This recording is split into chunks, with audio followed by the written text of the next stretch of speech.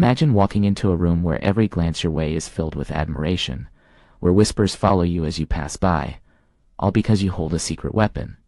A perfect credit score, perhaps even one that defies the upper limits of traditional scoring systems. It sounds ideal, doesn't it? But here's a twist in the tale that might leave you pondering.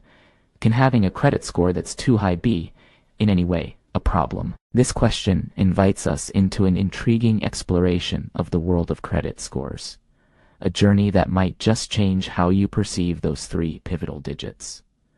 At first glance, the concept of a credit score being too high seems nonsensical. Credit scores, after all, are designed to measure the risk associated with lending money to a consumer. The higher the score, the lower the risk, which traditionally translates into benefits like lower interest rates, better terms on loans, and easier approvals for rental houses and jobs. But as we dive deeper, the waters become murkier and more complex than they appear at surface level. Credit scores in the United States range from 300 to 850, with anything above 720 generally considered excellent. This range is not just a number, but a reflection of your financial habits and history, including how much debt you've taken on, how well you've managed repayments, and how financially trustworthy you appear on paper. Now, imagine you've reached the pinnacle. A score close to 850. You pay your bills on time, you've never defaulted on a loan, and your credit utilization ratio is enviably low. But here's where the intrigue begins. Once you've hit this high, what's next? The pursuit of perfection might lead some to believe that pushing their credit score even higher could unlock new levels of financial nirvana. However, the reality is starkly different. There's no extra reward for having a score of 850 as opposed to, say, 820. Lenders don't give out bonus points or lower interest rates for those few extra points. The benefits plateau. In fact, obsessing over a perfect score can lead to financial behaviors that might ironically hurt you financially. Consider this.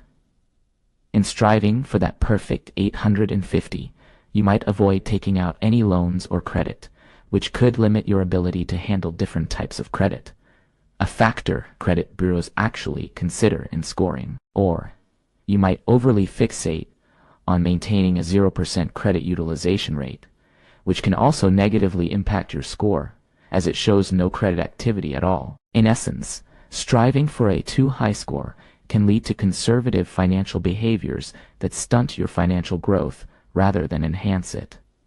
Moreover, a too high credit score can sometimes signal to lenders a lack of diverse financial experience. Think of it as a job where you're applying to be a manager, but all your experience is in entry-level positions. Similarly, if all your credit history shows is that you pay off a credit card on time, but have never managed larger debts like a mortgage, your overly high score might not come with the depth of credit experience lenders look for. There's also a psychological dimension to consider. The pressure to maintain an exceedingly high score can lead to stress and anxiety. It can turn financial decisions into sources of worry rather than steps towards economic empowerment. After all, credit scores are meant to be tools, not chains. They should serve your needs, not dictate your peace of mind. As we edge towards the conclusion of our exploration, it's clear that while a high credit score is a worthy goal, excessively high scores beyond what lenders require offer no additional benefits and could foster unnecessary financial conservatism. Like anything in life, balance is key. A credit score that is good enough to get you the best interest rates and credit terms should be the aim, not the elusive perfect score. In wrapping up, the narrative of a too high credit score unfolds like a modern financial fable, a tale cautioning against the pursuit of perfection where it yields no extra gain. As you navigate your own credit journey, remember that your score is not just a number, but a reflection of your financial philosophy. Aim for a score that supports your financial well-being and goals, not one that overshadows them. In the grand scheme of things, it's not just about how high your score can go, but how well your credit serves your life's ambitions and dreams. Imagine walking into a room where every glance your way is filled with admiration, where whispers follow you as you pass by, all because you hold a secret weapon, a perfect credit score, perhaps even one that defies the upper limits of traditional scoring systems. It sounds ideal, doesn't it? But here's a twist in the tale that might leave you pondering.